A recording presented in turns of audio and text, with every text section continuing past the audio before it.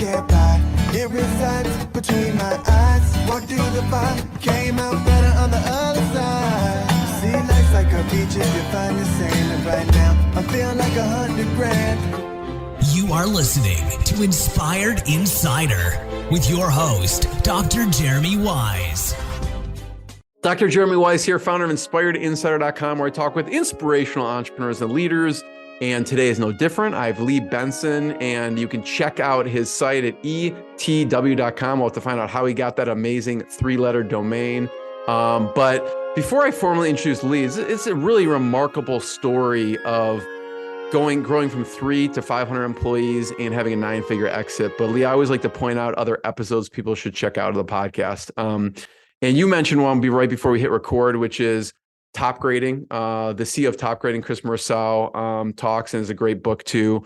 And Lee has a book. Actually 2 books. Your Most Important Number and The Value Creation Kid.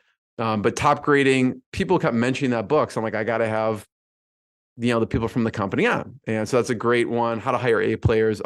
Also in the spirit of Lee, what you did with your company and sold it, I had Maurice Navone of Mobileye. And he talked about how they were acquired by Intel for $15.3 billion. But the interesting part of the story was there were times in the journey where they had to sacrifice pay.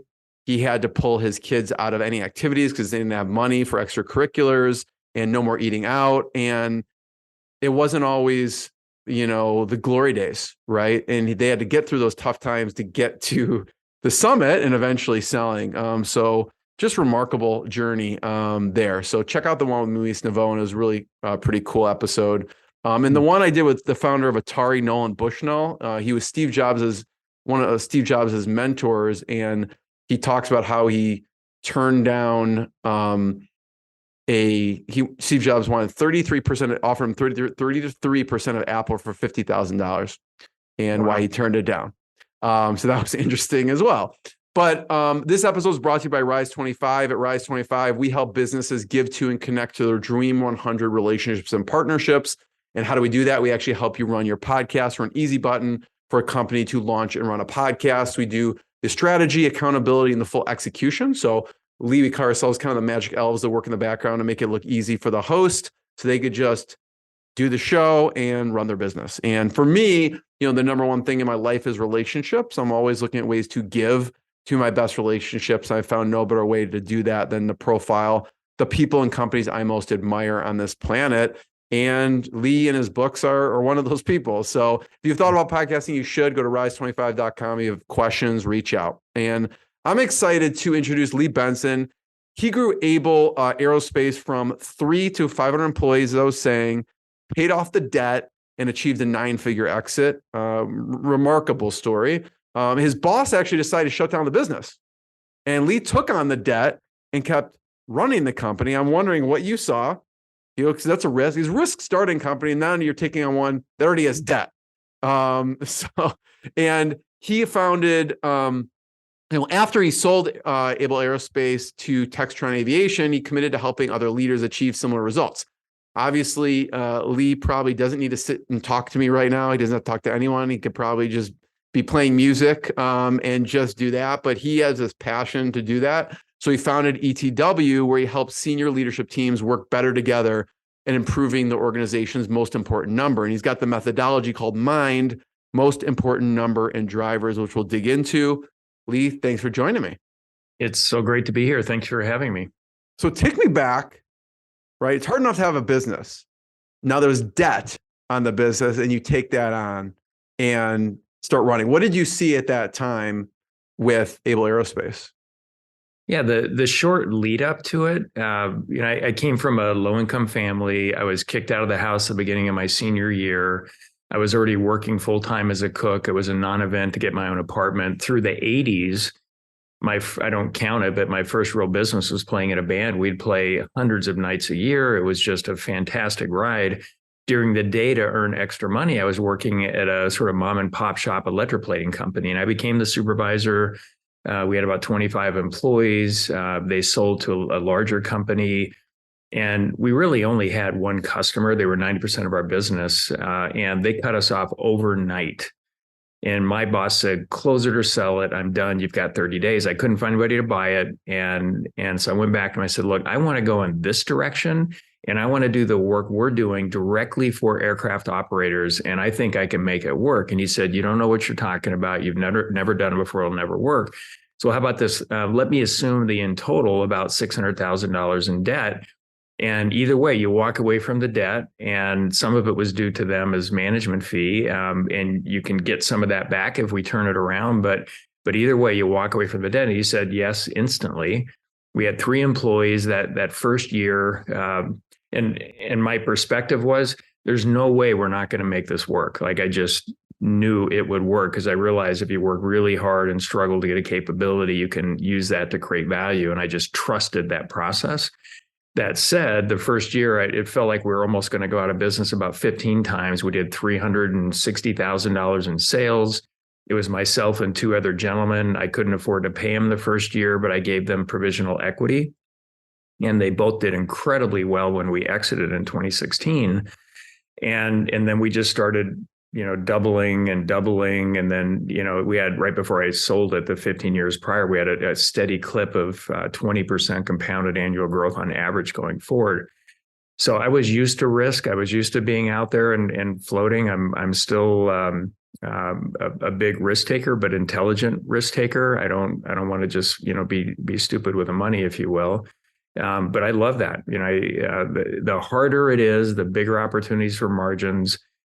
We ended up being a wildly complicated business, where everything was special handling and so many different roles and so many different sets of capabilities that people needed to be able to create value in the organization. And as a result, the gross profit margins were always in the 50, 60% range. And this is doing aircraft component repair and overhaul. So how old were you at that time, Lee, when you took over the company? Yeah, so what would that have been? I guess late 30s, something like that.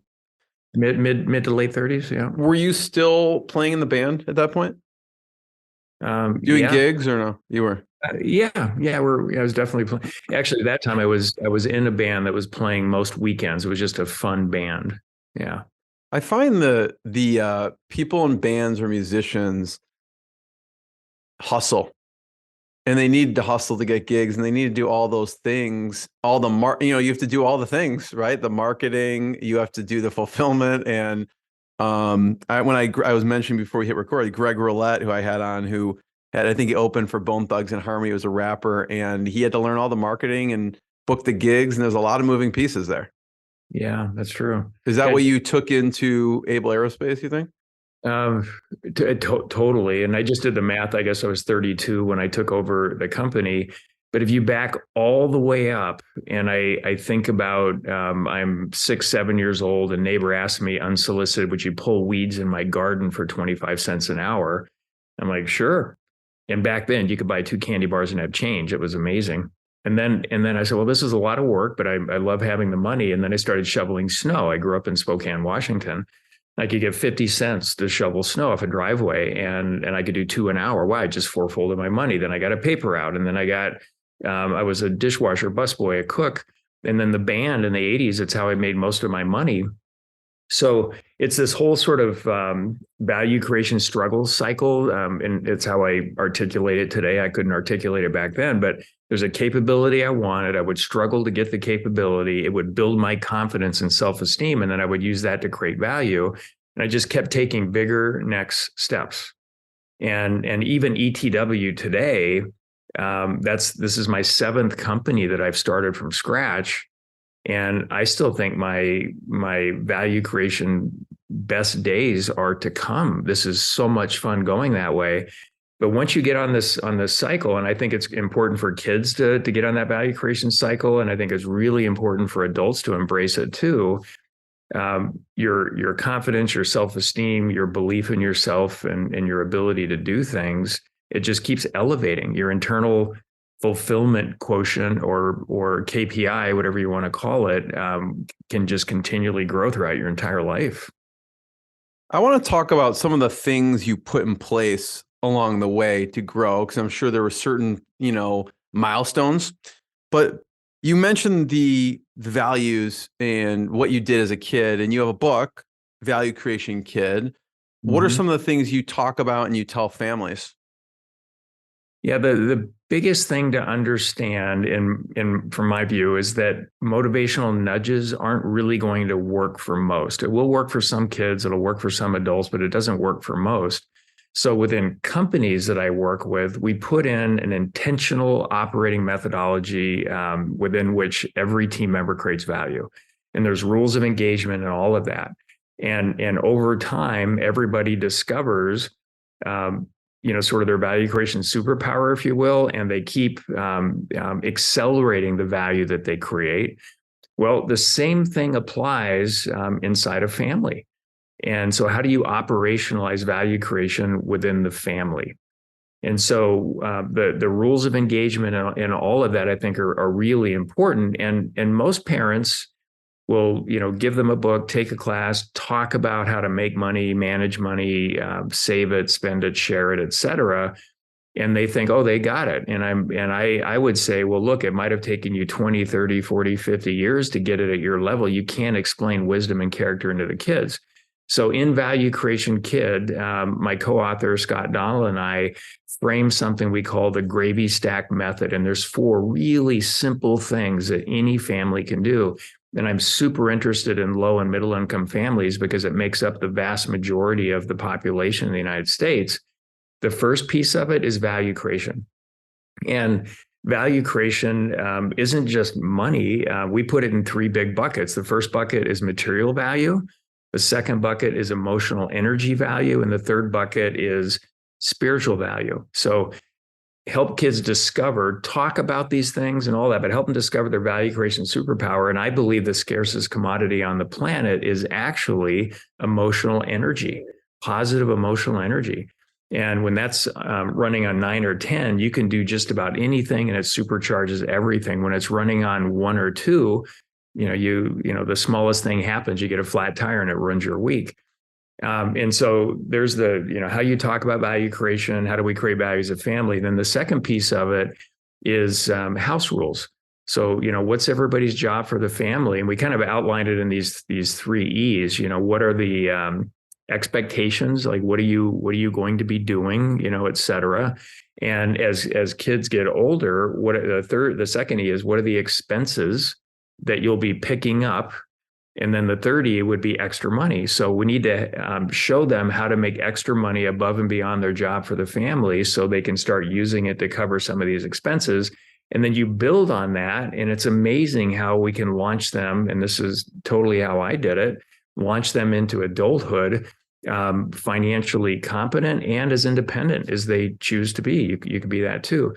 The third part is financial competency. So teaching them everything they need to know about all aspects of earning and saving and sharing and spending and investing money appropriately, age appropriate over time. And then the last one, which is the most important, and it's the one most adults miss within families, is healthy struggle. So, the title is Value Creation Kid, but the subtitle is the healthy struggles your children need to succeed. And so many parents tell me, I don't want my kids to struggle like I did, and I'm going to go out of my way to make sure they don't go without and they have everything.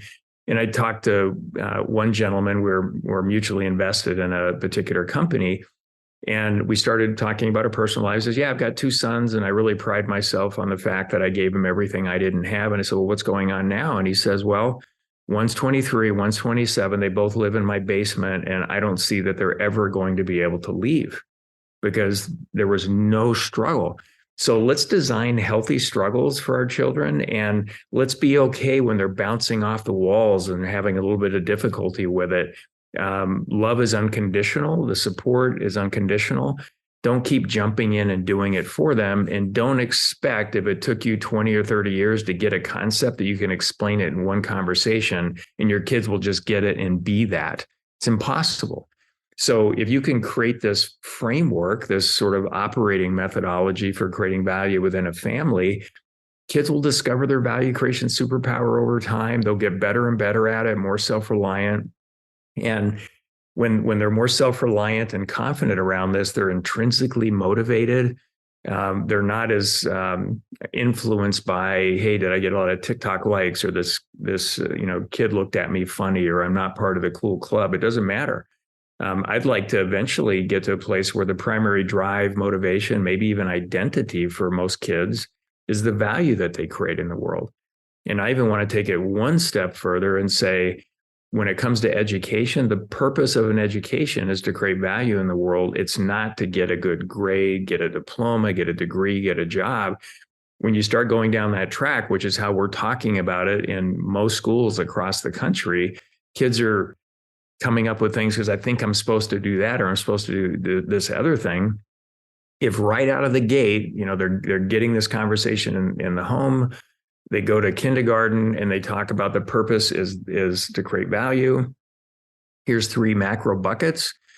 How would you like to create value in the world? What do you think your value creation superpower is? Now, all of a sudden, why to learn is a lot more impactful. And then what to learn, the kids will have more say in that and developing that over time. And then how to learn becomes really interesting because we want to learn faster, and everybody learns a little bit to a lot of it different. What would be an example of a healthy struggle that parents could, utilize, or is it just something that comes up naturally? Well, it's going to be age appropriate. So if your job for the family is to do your homework and become disciplined around that, some kids aren't as disciplined, some naturally are, but a lot of them have to work up to it. So there's a healthy struggle there to get to a place where you have the discipline to do the work, understand the time it's going to take. You've got time management in there. So figuring that out, that's a healthy struggle. And rather than waiting for it not to work, why not? And we outline this in the book. Why not have boot camps in the kid for the family? So here's a number of skills that you'll need. How do you greet somebody? How do you go to the airport? How do you get a ride home from the airport? How do you really do anything, any skill, even making the bed as kids are young and learning how to do that? Well, we have a little class. Maybe we have a daddy boot camp, a mommy boot camp, and there's things that they do with the kids.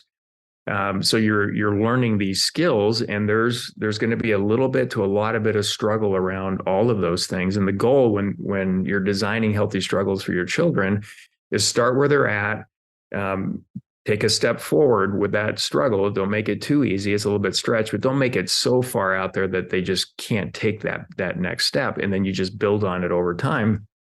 And I believe once they get on that track, they won't want to get off, and they'll be intrinsically motivated and driving towards it. And again, creating value isn't just money. It's spiritual, it's emotional. I'm into music, and I really like playing guitar.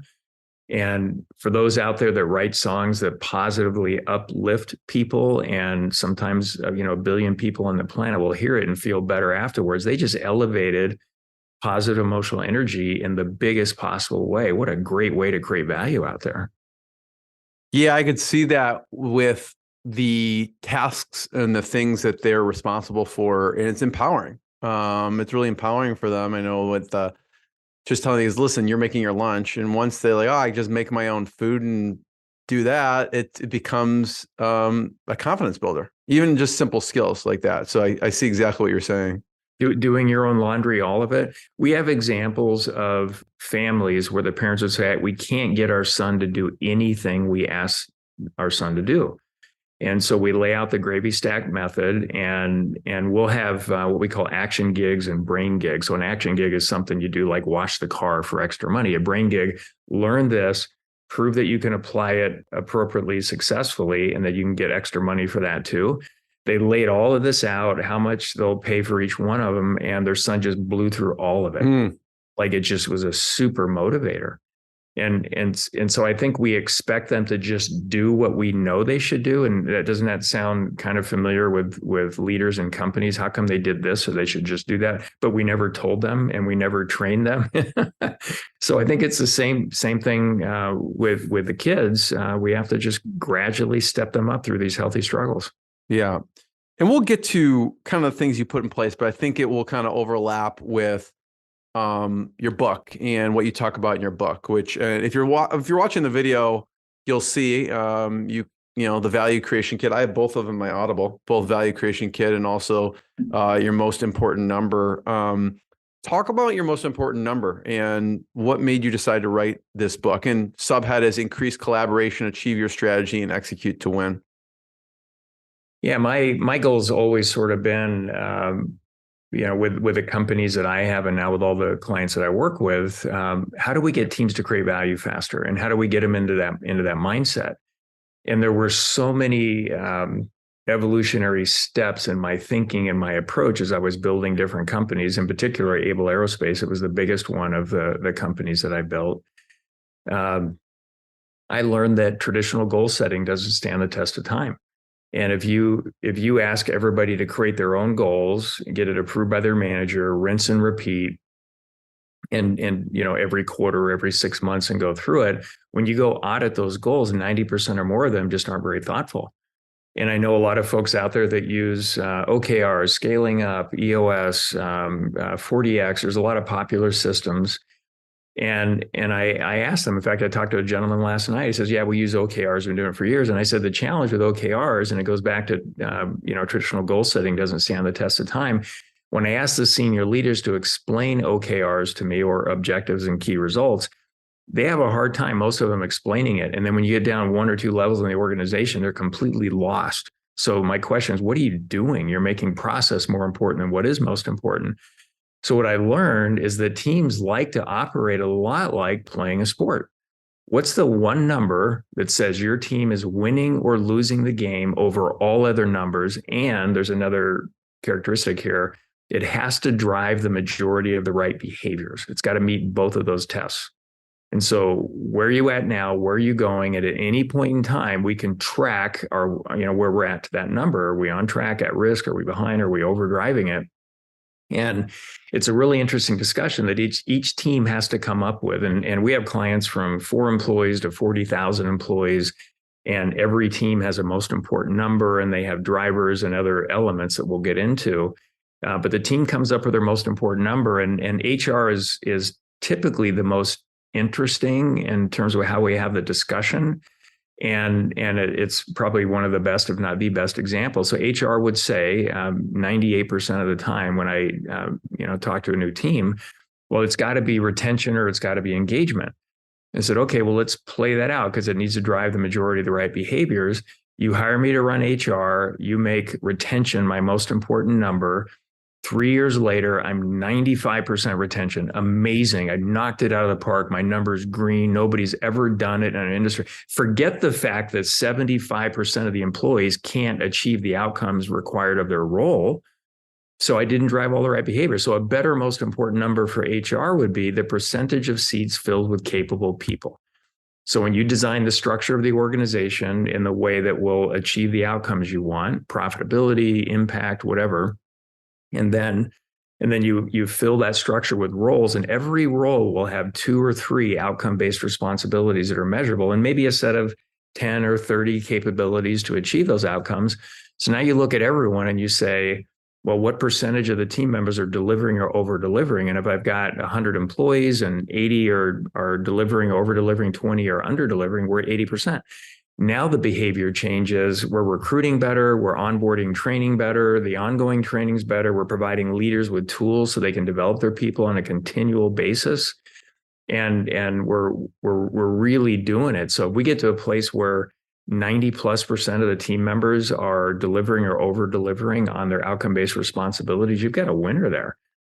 And the thing I love about the book Top Grading and that conversation that you had is that, we all want the top 10% to be everywhere, and I love the concept and it sounds really good and everybody would nod, but it's virtually impossible to do that. What I've noticed with the MIND methodology is that when every team member knows what's expected and where they stand regarding performance 100% of the time, and they're crystal clear on how their team creates value and how they contribute to it, they develop so much faster. Like they just start rising up into that top 20. And when you would sort of look at average across a lot of companies in your sector.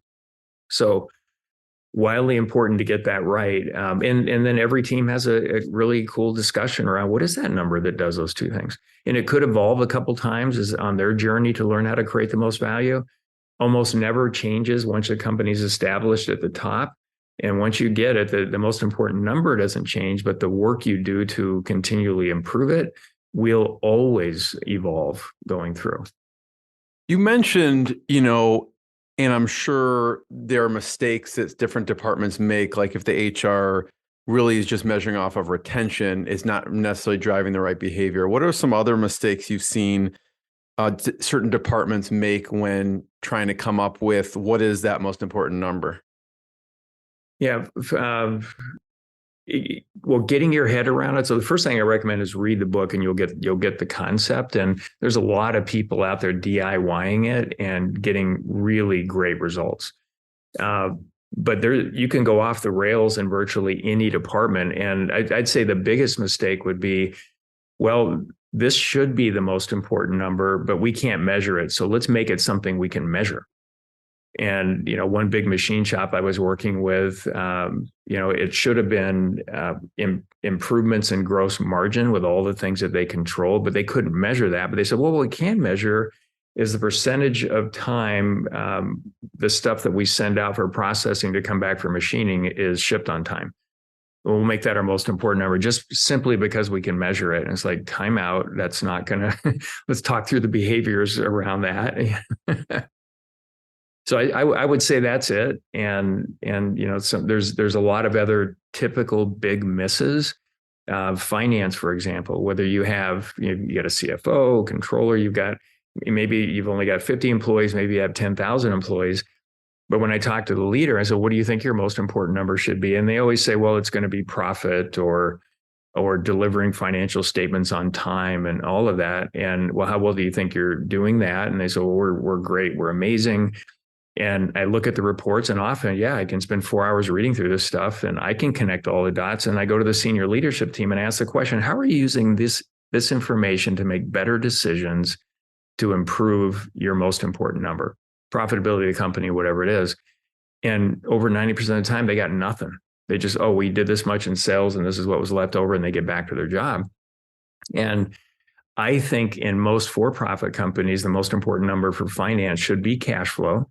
And their job is to educate every leader at every level, even frontline working supervisors, to help them discover, not tell them, but help them discover the 2, 3, 4, 6 numbers that they can leverage to make much better decisions around to improve profitability of things and cash flow, going forward.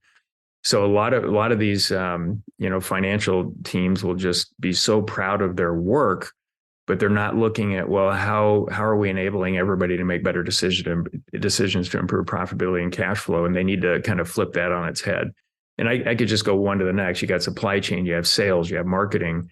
It's such an amazing conversation to have. It's not about the activity. It's not about admiring your work. It's about creating value faster and how you fit in with the rest of the organization.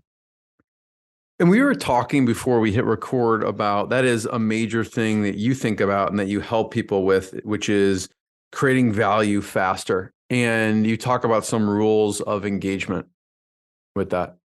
The concept there is that we need to create the conditions from which everyone creates value. So whether it's within a family and the point of the value creation kid book, or it's in a for-profit, nonprofit, government organization, what are the rules of engagement? What's the system? What's the intentional way that we've all agreed we're going to create value? And a lot of leaders that I talk to, and I'm sure you've seen this, they'll say, hey, here's this thing that's going to be so good for the organization, and the CEO or the senior leader is very excited about it. And it might have taken them 20 years to figure it out, like really get it. Oh my gosh, I get it now. And the team doesn't get it immediately. And they go, they don't get that, they'll never get it. And I was like, oh my gosh, if it took you 10 years to get it, can we at least give them 10 minutes? Or maybe 10 months. And so I think our job as a leader is to create this environment, these rules of engagement within, which every team member operates and learns to create value to discover over time how to go faster. So when you intentionally create that environment and talk about value creation, everybody goes faster. They just do. And I think a great question for anybody listening here would be to ask each of the leaders within reason in your organization, depending how big it is, how do you create value for this organization? And then ask a number of non-supervisory team members, how do you create value for the organization? And typically what I get before we come in with this methodology is a job description. And then after the methodology is going forward, a leader will say, well, the way I create value is we've developed this most important number. This is above all others are winning or losing, and it drives the majority of the right behaviors. Here's where we're at. Here's where we're going. Here's the best work that we're doing to make sure we stay on track or ahead all the way there. That's a pretty darn powerful, answer to that question. Then you ask a non-supervisor employee that's entrenched in this, well, I'm on this team. This is our most important number and why. This is my role. These are the 2 or 3 outcomes that I'm responsible for. And this is the best work I'm doing to help the team, stay on track or ahead on our most important number. Wow. I mean, wouldn't every leader just dream of their team members not only getting it and saying that, but fully doing it, not just checking boxes? It gives them, it seems like a framework for them to empowers them to make decisions and to improve whatever arena they're working within. Absolutely. So you're training leaders in a sense with this. You're training leaders, you're training non-supervisory employees, you're getting everybody's head around this concept of value creation with just so much intentionality and clarity. You can't help but develop faster. I'm not a fan of most leadership development programs. I think we're wasting tens of billions of dollars across the country. And I've asked leaders in HR of some pretty large companies about their leadership development programs. Well, how's it going? Oh, it's going great. Our leaders love it. As well, how do you know it's going great? Well, we get surveys and they say they enjoyed it. I said, well, do you have anything that directly connects it to improving the numbers for each of the leaders? No, we don't have anything. Okay. And then I just politely suggest, why don't you buy them movie tickets instead? Because they won't take as much time. It'll be less expensive and they'll see something they actually want to see. And I'm not saying there's no value there. There's relationship building and everything else.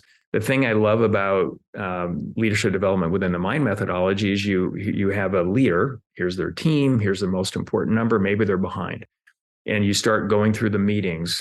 Here's what they're talking about. Here's how they're making decisions. Here's all the action items that the team members are committing to. The drivers, which are categories of work that each team should be really good at leveraging to improve their most important number. And I know within 10 minutes exactly where that leader surgically needs to be developed. Exactly, like this is the thing holding you back. So I'm not going to recommend a book. I'm not going to send you to another state to sit in a room and learn about theoretical leadership concepts. We're going to develop you right here.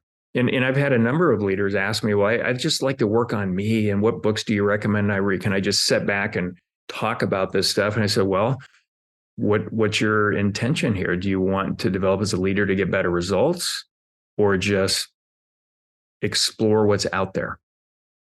And I want to get better results. So I'd rather do that too, because I'm not interested in the other stuff. And I can give you a list of hundreds of programs and books that you can just go read and figure it out.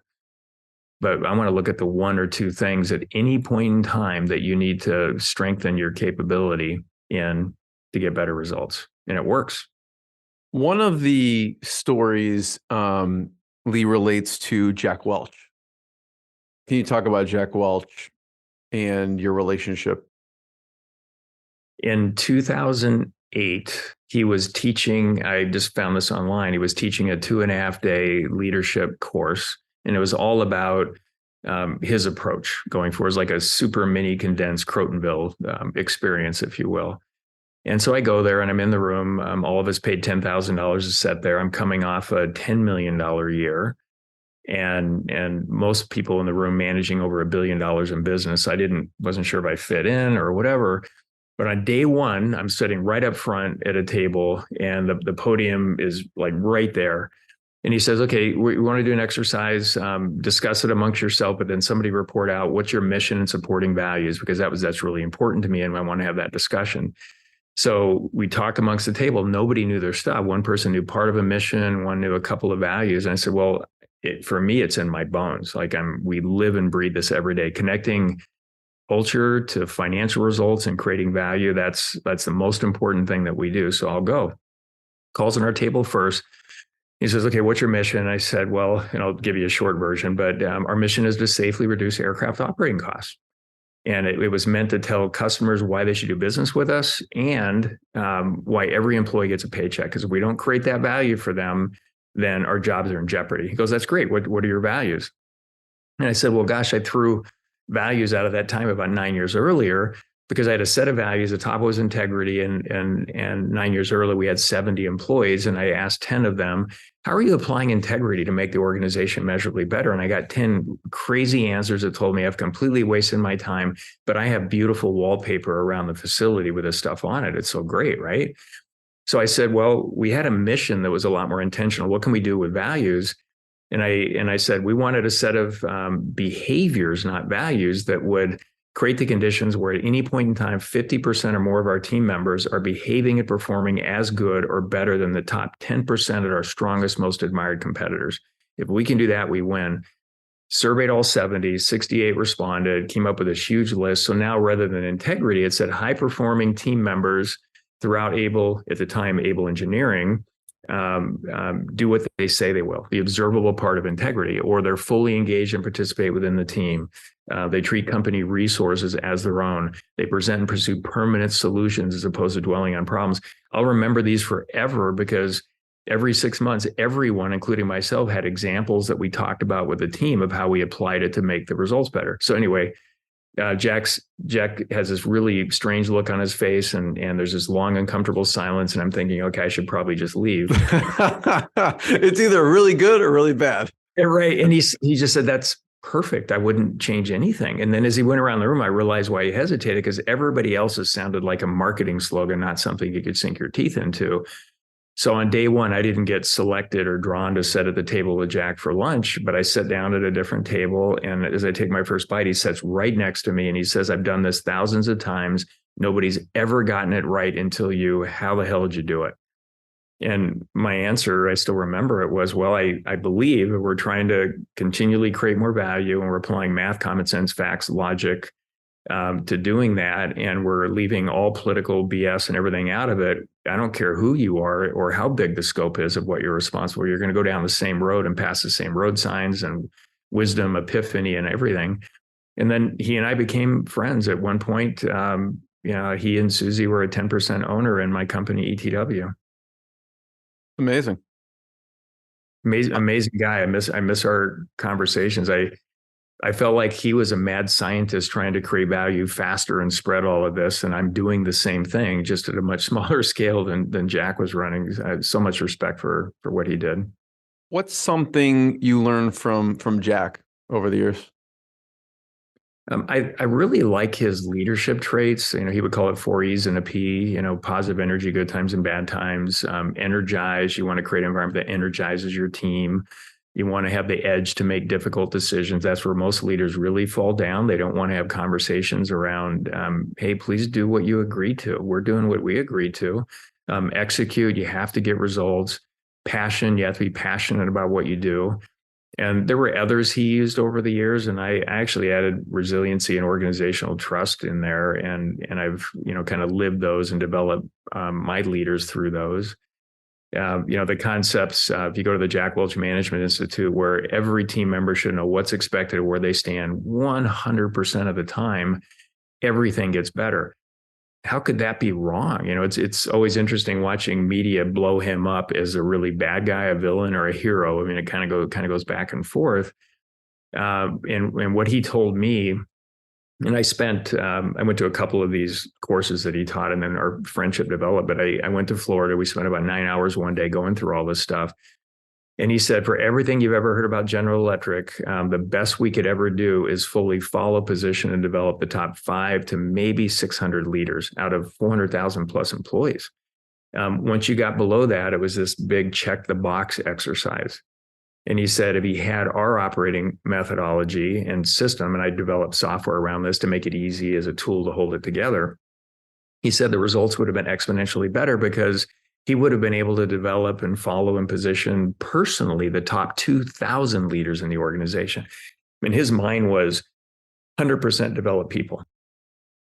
And even mine towards the end was 60, 70, 80%, depending on what was going on in the business of my time was working with, team members, mostly leaders, developing them to get better results.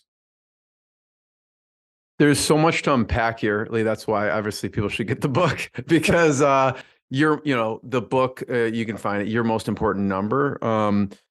But CEOs, founders listen to this, and you mentioned developing people. Where should a founder, CEO listening start? Maybe they're reading different books, maybe they've tried to apply different methodologies. Where should they start? Or at least, let's say they get Your Most Important Number. What chapter should they flip through to go, listen, my most important thing that I want to do is develop people? Yeah, I wanted to make it an easy read. The audio book, I do 25-minute interviews after each chapter just for more background and insights. And if you make it all the way to the end, right at the end of the audio recording, which I did here in my music studio, I do an impromptu 3-minute guitar solo. So that's there all the way at the end. But the challenge with saying, hey, I want to just develop people, or I want to really work on my culture, or I want to do this other thing over there, to some degree, you're playing whack-a-mole. I think the more important thing is to put a operating methodology in place that the senior leadership team takes really serious. Like, we're going to do this and we're going to cascade it out. The MIND methodology is elegant. It's simple, so easy to understand, so easy to scale to the front line, and take that serious. And then within it, once you've got this infrastructure set up, this operating methodology, it's easy to enhance all the pieces of it, the leadership development piece of it. Because if you're going to do leadership development, if you don't have the foundation of every team has a most important number, every leader's clear on how they create value, the ability to see the best work they're doing to improve it, where do you develop them? You read a book and now you want everybody to read it and have a discussion and then get back to work. And they're usually anxious because they've got so much to do. What are we sitting in this conference room for right now? So this foundational operating methodology, I think, is by far the most important thing to do. And the book's a quick read. It's not that long of a listen to get through it. So it would get your head around being able to do that. And then from there you build. And we have T-shirts here at ETW that say, do less better. So don't try to do 500 things. What are the 2 or 3 fundamental things that you're not doing nearly as well as you should? And lean in and do it. And sometimes the easiest things to look at are by far the hardest to do really well. And I know, Lee, for you help a lot of different types of companies, right? There's manufacturers, nonprofit, there's marketing, there's legal, there's financial. Just talk about for a second, so people can understand a little bit about how it works to work with you. And I showed the website, ETW, you can check it out, etw.com. But I don't know if it'd be better to talk about a small manufacturing example or a marketing company example. Which one should we walk through? Yeah, there's so many examples in the for-profit and nonprofit world where the results accelerated quickly. There's a small manufacturing company that was making about $250,000 a month in profit, which is a nice solid profit, but they were stuck there for 3 years. And after 15 months, we got it to $1.25 million a month in profit. Who wouldn't like that? It just worked. And it was just so much fun watching everybody and all the teams just energize and surround those results. A local nonprofit, part of the Maricopa County hospital network. And they were sort of sleepy in my view, and a lot of years never quite hitting $2 million in revenue to have their desired impact. And the first year was over 4 million, then it jumped to 12 million, then it jumped to 20 million. And we didn't go in and give them money. We just changed how they thought about it and how they connected with people.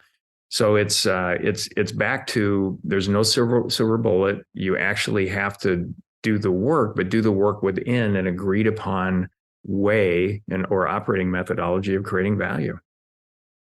Can you, in the small manufacturing example, what's an example of one or two things that they started to implement? I mean, obviously you can't go through everything. Going from 250 a month to 1.25 million a month is tremendous growth. What were a few of their ahas throughout the process? Well, structurally, they did most of the manufacturing in-house. They did some of the special processing, but they would outsource heat treating. They had marketing, they had sales, did supply chain and all of it. And there were issues everywhere. And when I asked the question, what's the total addressable market? They didn't have an answer for that. And so shoring up marketing, shoring up sales, shoring up operations. So we're just scouring through getting all the efficiencies. They were designing, new products. Why are we developing these 15 things when this one thing we're not developing has more market potential, sales potential for us than these 15 together? So we started racking and stacking projects by ROI. Wasn't one thing. It was like everything kind of all at once. And for me, it's so much fun to watch this. And then you get leaders running with this stuff. And unfortunately, some of the leaders weren't capable of thinking this way yet. I personally believe everybody can get there, but sometimes you don't have 2, 3, or 4 years to wait. And so you have to move them into some area where they can truly create value so their self-esteem is protected, and get a leader that can run with it for a particular function. But it was literally everything. It was how they set strategy. It was sales, market. It was everything. How do companies engage with you? So we're at ETW.com. Going to the My methodology, what are the ways people work with you? Yeah, there's really 3 things when you go to ETW.com. There's the book, which is a great place to start to see if it resonates. I actually run personally, and I've certified a number of folks to do this, but I personally run CEO mastermind groups that use the methodology. I limit it to 8 leaders, and we know what winning looks like at the end of this year, the following year, what the most important number is for each of the CEOs in the group. What are the drivers they can leverage to improve what's most important? And our perspective is we want to keep every leader on the leading edge of that critical point where they need to be to create the most value next for their organizations. And we think about every member like this is a conglomerate. We've invested over half our retirement money into it, and we want a good return. So that influences our questions, what we want to see happening. How do we feel about it? And the results are crazy good. It's not like, and there's value in most groups, but it's not like Vistage or YPO or EO and a lot of these others. Totally different format. I've been part of groups like that with overlap for over 40 years. And this is just so much more focused. So I do that. I'm probably going to set up one more virtual group this year. So if anybody listening is interested in that, reach out. Second part is we have internal consultants and quite a number of externally certified consultants to help you implement the MIND methodology in your organization. So we can go through that. And then we have, I guess the third thing would just be the book on there. So those are the 3 things. So when I'm on here, is a leadership forum, and there's Jumpstart and Comprehensive. Is a Comprehensive having someone help implement? Yes, going forward. Yeah, and you can sign up for our leadership forum. You get our content. You get all of that. The Jumpstart is, hey, we think we can do this. We want a little help up front. And so great. We'll do a 6-week, 1 month to 6 weeks. Typically it's 6 weeks, Jumpstart, a quick start. And then if you want comprehensive, it's a 12-month program where we're with you for 8 weekly meetings and at least once a month for the remainder of a year, plus training and configuration and everything else in between. And the single biggest failure point when it doesn't work, which is not very often, is when the senior team doesn't take it serious. Well, if I were to do this, I'd want FaceTime with this specific team member, Foxy, because that one looks like the most, the cutest out of everyone. Our chief chewing officer. Yeah. Exactly. I'm her favorite chew toy for some reason. For, Lee, when you sold, was there anything, how quickly did you get right back into the trenches? And you're just like, or did you take a break? What was your thought process after you sold? Well, I was already, I'd already started ETW. So I just turned the page and ran. And I didn't even want to sell the company. It would have been an equally good, if not better option keeping it. We were doing so well, growing so fast. My lifestyle hasn't changed at all from before I sold it to after I sold it. Things are fantastic. But for my brain, I just have to keep doing the work. I mean, this is like breathing for me. And I talk to a lot of leaders. I just want a big exit and I can go, sit on the beach or do whatever they want. Like, that's not even close to interesting to me. It's like, I need to be in the mix here and keep my brain going. Lee, I want to be the first one to thank you. Thanks for sharing your journey, your knowledge and stories with all of us. Everyone can check out ETW.com to learn more and the books that we mentioned. And just thank you so much. Thanks, everyone. Thanks, Lee. This was great. Thank you so much.